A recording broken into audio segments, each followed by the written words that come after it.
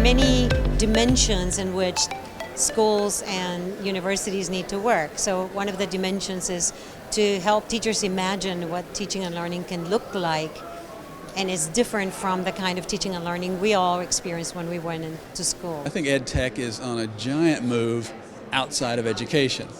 There's a ton of money flowing into the sector and a lot of new startups that come in. Everybody has an idea for how to improve education, but on the inside, we're still looking at classrooms full of students who are not always motivated.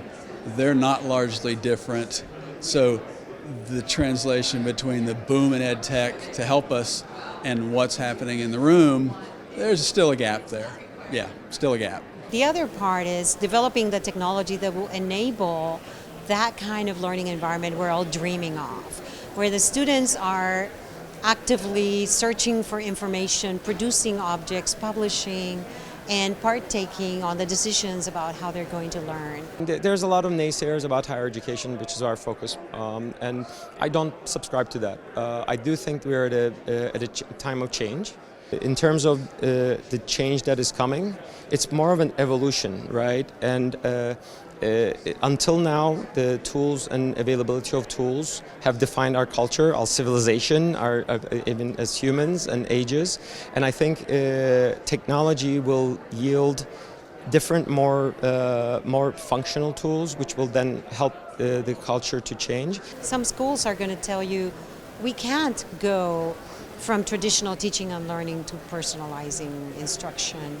It will take us many years, and it's true. But in the meantime, we can be building the digital ecosystem that will enable all those things and would provide us the data to continue to inform the processes. We find a lot of our partners are data rich and information poor. I'm quoting a great colleague, Mike Garn, who says it's the age of precision academics.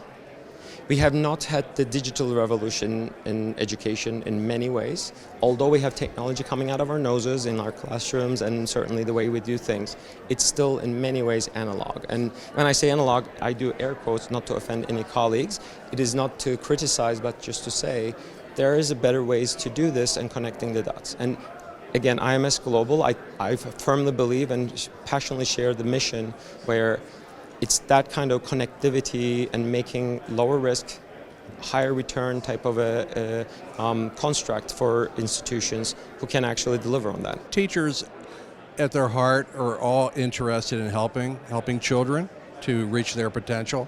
And so when examples are available of new ways of doing something that's going to help a learner progress more quickly to realize their personal potential, teachers over time will migrate to those methods. I'm very confident.